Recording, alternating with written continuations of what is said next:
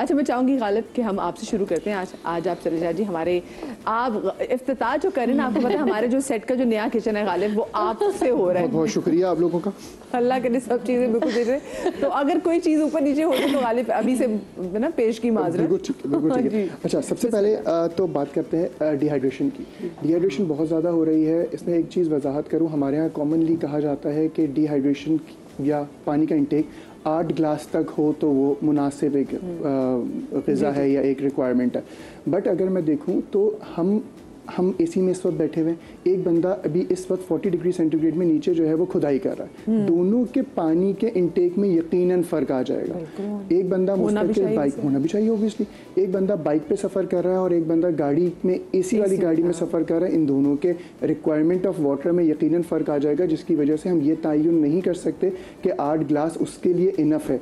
May be जैसे अब मौसम चल रहा है, नॉर्मली अगर बात की जाए जो WHO कहता है वो 3.7 लीटर पानी तक पीना चाहिए अगर आप हीट स्ट्रोक वाले माहौल में या मौसम में हैं, जो कि तकरीबन 16 से 17 ग्लास बनता है।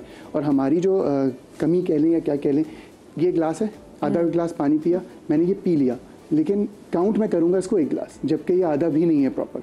लेकिन हमारे दिमाग में एक वो हो जाएगा कि ये 1 ग्लास है। तो मैं तो अपने पेशेंट से रिक्वेस्ट करता हूँ 1.5 लीटर की पानी की बोतल लें और सुबह भरें, जब तक रात को वो ख़त्म ना हो जाए 2 बोतलें आपने दोबारा भर के फ्रिज में रखनी है और फिर सोना है, ताकि इससे ये तयन हो सके कि आपने पानी पिया कितना है, वरना हम हमेशा डेफिशिएंसी में ही रहते हैं। अच्छा, बहुत सारे इश्यूज पेट से रिलेटेड हो रहे होते हैं, जिसमें सबसे पहले अगर मैं सबसे पहले वैसे पेट ही पकड़ा जाता है। बिल्कुल पेट ही पकड़ा जाता है, और उसकी रीज़न्स हैं। रीज़न यही है जैसे उमर ने बताया कि जो हम खुराक ले रहे होते हैं, ख़ासकर घर में फ्रूट्स वगैरह, वेजिटेबल्स वगैरह, और इसके साथ साथ जो हम बाहर की ग़िज़ाएँ के माशाल्लाह हम लोग बहुत ज़्यादा आदी हो गए हैं, तो जिसकी वजह से जो है वो हमें नहीं अंदाज़ा हो पाता है कि हम जो ग़िज़ा ले रहे हैं वो आया कितने दिन पुराना गोश्त रखा हुआ है और सब्जियाँ कितने दिन पुरानी होटल में रखी हुई हैं, आया ये कि वो 5 स्टार होटल पे भी एक छापा पड़ा था और वो बहुत बड़ा वो मशहूर है छापा था। तो वो एक चीज़ थी। जब गाजर के हलवे को देखा कि वो किस तरीके से कमोड के पास पड़ा हुआ था और लोगों को पता नहीं। तो अब छोटे रेस्टोरेंट्स का जहाँ पे कोई वो है ही नहीं सिक्योरिटी का या कोई निज़ाम नहीं है चेक एंड बैलेंस का, तो ऑब्वियसली वहाँ पे क्या हो रहा होगा वो हम सोच सकते हैं। अच्छा, सबसे पहले हम 1 गिलास पानी लेंगे, पानी में जो है वो गर्म करके, ये मैं बता रहा हूँ डिहाइड्रेशन अगर हो जाए तो भी ये काम आएगा, और इसके साथ साथ अगर आपको लूज़ मोशंस की कैफियत हो गई है, पेट ख़राब हो गया, डायरिया हो गया, तो भी ये रेमेडी काम आएगी। 1 गिलास पानी लेना है, इसको बॉईल करना है, इसमें 4 से 6 पत्तियाँ हम पुदीने की लेंगे, 1 से 1.5 इंच का टुकड़ा अदरक का ले रहा हूँ मैं, और इसमें बेलगिरी बेल कहते हैं इसको इंग्लिश में। ये सब मौसम में जो है वो फ्रूट भी मिल जाता है, इसका पाउडर भी मिलता है, इसका मुरब्बा भी मिलता है। मैं जो हूँ इसमें ड्राइड बेलगिरी ले रहा हूँ, तकरीबन ये क्वार्टर बेलगिरी है। इस पानी को तकरीबन 1.5 गिलास पानी को पकाएंगे, जब पानी आधा रह जाए तो इसको छान कर पी लें, दिन में 2 मरतबा रिपीट होगा, दोबारा नया बनेगा। इससे डायरिया भी बेहतर होगा, मोशन बेहतर होंगे। अगर आपको बदहज़मी की कैफियत हो रही है तो बेहतर होगी, अगर मोशन नहीं है, सिर्फ बदहज़मी, गैस्ट्रिक प्रेशर, ब्लोटिंग हो रही है, तो इसमें से बेलगिरी निकाल देंगे और बाकी तीनों चीज़ों का 2 चीज़ें, और अब पकाने के बाद इसमें थोड़ा सा लेमन ऐड कर दें, तकरीबन 4 से 6 कतरे, तो ये एक प्रॉपर वो बन जाएगा जो आपको फ़ायदा देगा मोशंस में भी, डायरिया में भी। इसके साथ साथ हज़म के डिफरेंट जो माल बहुत ज़्यादा ख़राब रहते हैं उसमें ये बहुत ज़्यादा फ़ायदा देगा। वो हम उसकी बड़ी बॉटल में बना के रख लें तो वो आसानी हो जाएगी। अच्छा, ब्रेक आ रही है जी?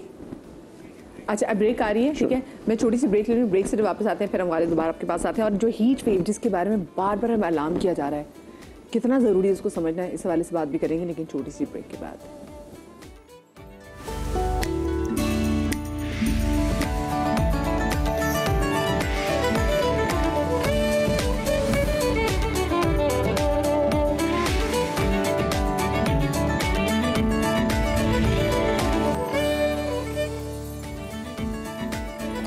जी, ब्रेक के बाद आपको एक बार फिर से खुशामदीद कहती हूँ। शो में आपकी लाइव कॉल्स भी शामिल करेंगी, और आज शो में हम बात करें हैं जो वायरल डिजीज़ हैं इनके हवाले से, और जो हीट वेव आई हुई है इस हवाले से। और जो गालिब हैं वो तो ऑलरेडी किचन काउंटर में मौजूद भी हैं। गालिब, मुझे वैसे एक बात बताएं, आजकल हम लोग जब घर पहुँचते हैं, हम कहीं भी घर से बाहर निकलते हैं, बाहर इतनी धूप होती है, घर पहुँचते सबसे पहले कहते हैं ठंडा यख पानी मुझे ला के पिला दो, ठीक है, या कहीं बाहर गए होते तो कोशिश होती है जी बाहर की बर्फ़ के अंदर पानी। ये सही है इतनी गर्मी में घर के अंदर एंटर होते साथ ही ठंडा यख पानी पीना? नहीं, वो मैदे के लिए भी नुकसानदेह है, लिवर के लिए भी नुकसानदेह है। थोड़ा सा घर पे स्टेबल हो जाएं फिर पानी पिए, या नॉर्मल रूम टेम्परेचर पानी पिए। ये सबसे अच्छा मैं तो लोगों को मशवरा देता हूँ कि जो मिट्टी के बर्तन होते हैं, मिट्टी का आजकल कूलर मिल रहे हैं, घड़े या कूलर भी मिल रहा है, क्योंकि घड़े से निकालने में भी आजकल अल्हम्दुलिल्लाह लोगों को बहुत ज़्यादा थोड़ा सा गैर मुनासिब सा लगता है। तो कूलर मिल रहे हैं, वो रखें, वो बेस्ट पानी है, वो आपको सेहत भी देगा और वो नुकसानदेह बिल्कुल नहीं है। बल्कि क्योंकि चिकनी मिट्टी में ये खासियत होती है कि वो इन्फेक्शंस या बैक्टीरिया जो पानी में ट्रैवल कर रहा होता है वो उसको भी साफ़ कर रहा होता है साथ साथ। तो वो एक दवा का काम भी करेगा, प्योरीफिकेशन का काम भी करेगा और टेम्परेचर भी मेंटेन रखेगा। ज़बरदस्त। अच्छा, अब बात हो रही है कि घर आते हैं तो लिथार्जिक भी होते हैं, थकन सी रहती है, अचानक ऐसा लगता है बस नींद का गलबा थोड़ा सा आता है, जो आपको चाहते हैं कि 10-15 मिनट थोड़ा सा रिलैक्स हो जाए। और इसके साथ साथ mental fatigue, muscular spasm type थकन सी और एक नकाहत की सिचुएशन रहती है।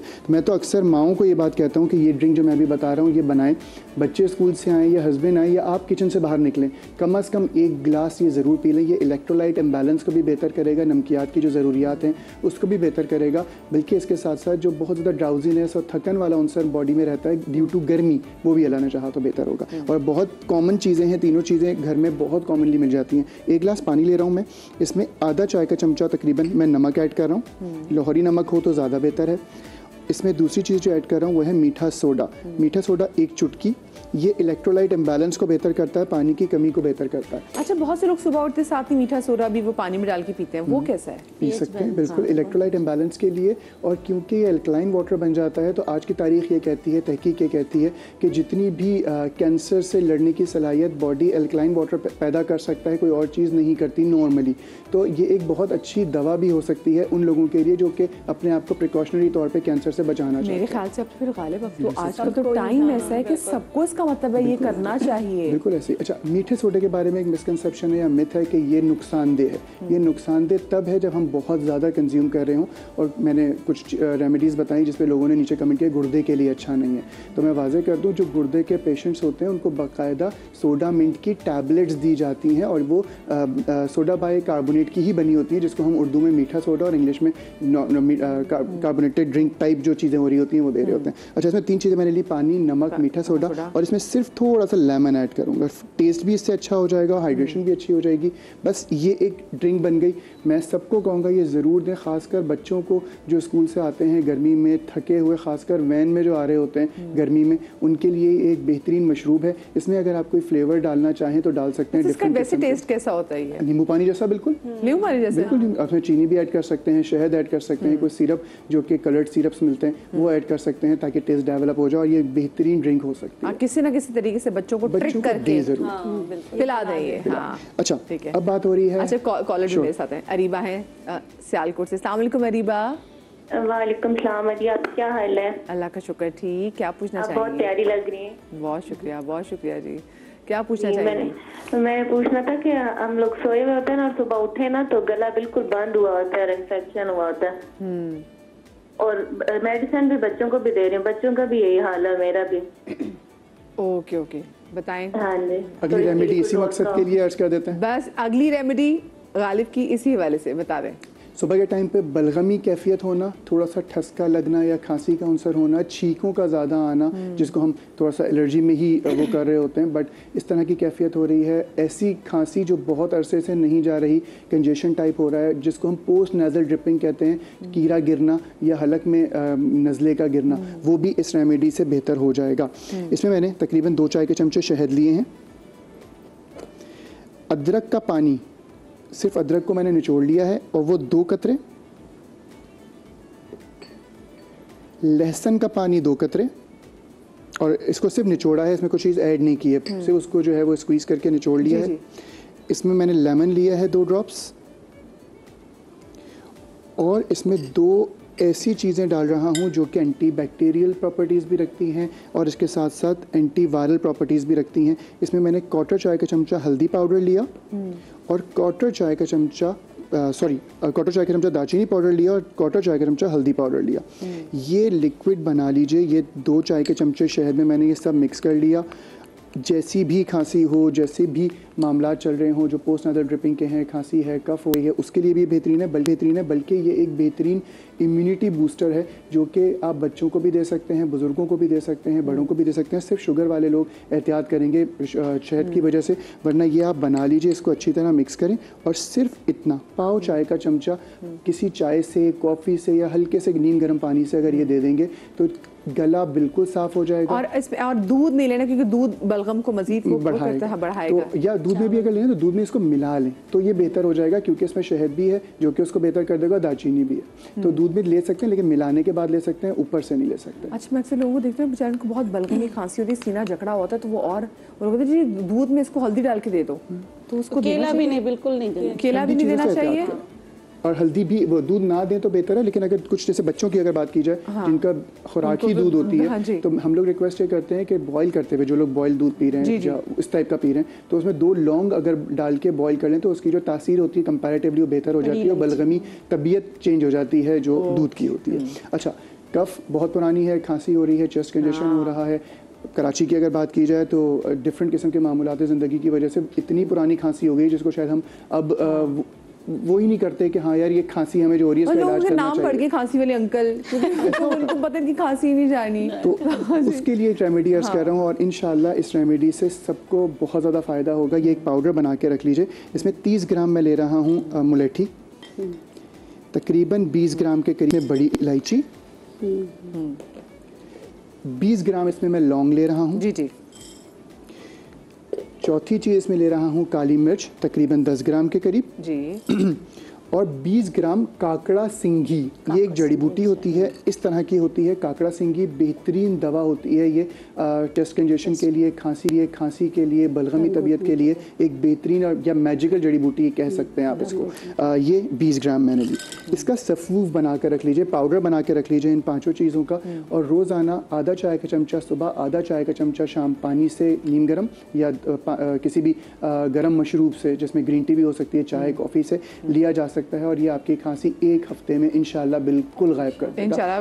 उसमें हम एंटीबायोटिक भी साथ में लेते रहे, अगर कोई भी दवा ले रहे हैं, चाहे एंटी एलर्जी ले रहे हैं, चाहे एंटीबायोटिक ले रहे हैं, या किसी भी किस्म की और अद्वियात चल रही है हर्बल या होम्योपैथिक, तो उसके साथ भी लिया जा सकता है। ये आपकी इम्यूनिटी को भी बेहतर करेगा, बलगम जो जमा हुआ है उसको पिघला के निकालने की सलाहियत रखता है। जब आपको खांसी होती है ना, कोई आपको ऐसा कोई टोटका बता दे और कोई रेसिपी और रेमेडी बता दे कि जिससे आपकी खांसी दूर हो जाए, तो फिर ना सीधा आप डायरेक्ट उसको जन्नत की जो है ना वो दुआ देते हैं। तो ये रेमेडी यूज करके दुआ में जरूर याद रखिएगा। हाँ, दुआ में बिल्कुल यूज याद रखिएगा। मंडी बहाउद्दीन से हमारे साथ जी कॉलर मौजूद है मोहम्मद रमजान। अस्सलाम वालेकुम जी। वालेकुम अस्सलाम जी रमजान भाई, क्या पूछना चाहेंगे? ये मैंने पूछना है जी, मेरे 2 बच्चे हैं, एक 5 साल का, एक 7 साल का। जी जी। उनको ना दिन में खांसी नहीं होती, उनको रात को खांसी होती है। अच्छा हाँ जी। अच्छा, और इस वक्त वैसे मंडी बहाउद्दीन का मौसम कैसा है? गर्मी है, रात को बेहतर होता है, मौसम कैसा है? मौसम अच्छा है यहाँ मंडी बहाउद्दीन, अच्छा है, पेट तो खराब नहीं। अच्छा, डॉक्टर बिल्किस पूछे कि उनका पेट तो खराब नहीं है?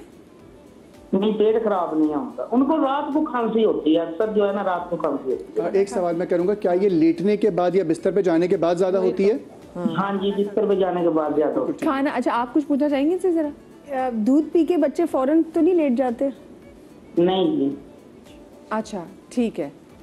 देखिए, इसमें वाज़ेह एक चीज़ है, कॉमन सी ज़बान में अगर एक बात समझाऊं, हम जब खड़े हुए होते हैं तो हमारे जितने भी स्प्यूटम या जो म्यूकस लंग्स में मौजूद है वो नीचे की तरफ होता है। जब हम लेटते हैं तो हमारे पाइप को, जो सांस लेने का पाइप है, उसको ऑब्स्ट्रक्ट करता है, जिसकी वजह से खांसी होती है। जो मैंने हल्दी वाला, दालचीनी वाला और शहद वाला नुस्खा अर्ज़ किया, ये इस मकसद के लिए एक बेहतरीन रेमेडी हो सकता है। अगर ये इस्तेमाल करें सिर्फ 2 हफ्ते, तो इंशाल्लाह ये खांसी बिल्कुल ठीक हो जाए इंशाल्लाह। आपको क्या लगती है डॉक्टर, किस क्या वजह? देखिए, गालिब ने बिल्कुल सही कहा है, लेकिन अगर लेट के खांसी होती है, अक्सर बुजुर्गों को भी होती है कि पूरा दिन सही रहते हैं, लेकिन लेटते हैं तो इतना खांसी होती है उनको कि उनके रिब्स में दर्द हो जाता है। जी जी बिल्कुल। तो इसका रीजन आपका पेट होता है, मैदे होता है। मैदे की वजह से आप जब भी लेटने जाएंगे अपना मैदा सही रखेंगे तो इंशाल्लाह, जैसे इन्होंने रेमेडी जो बताई है उसमें मैदे की भी रेमेडी है, मैदा भी सही होगा, गला भी सही होगा। दूसरी चीज, 2 घंटे तक लेटना नहीं चाहिए खाने के बाद ना। अक्सर बच्चे स्नैक कर रहे होते हैं या कुछ, इवन बड़े,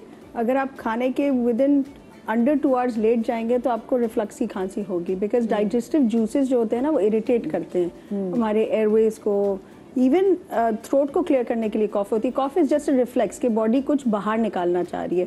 अब वो क्या निकालना चाह रही है, क्या वो पेट के एसिड रिफ्लक्स जो हो रहा है उससे इरिटेट हो रही है, H. pylori भी हो सकता है, सीने में बलगम है उसको क्लियर कर रही है, तो क्या क्लियर कर रही है। तो अक्सर अगर सिर्फ लेट के होती है तो स्टमक जो होते हैं कंटेंट्स होते हैं वो बेसिकली ऊपर की तरफ आए हैं, जिसकी वजह से वो बॉडी उसको नीचे तो नहीं कर सकती, तो ऊपर का जो हिस्सा है वो आपका कॉफ में उसको निकालने की कोशिश करेगा। सही। अच्छा,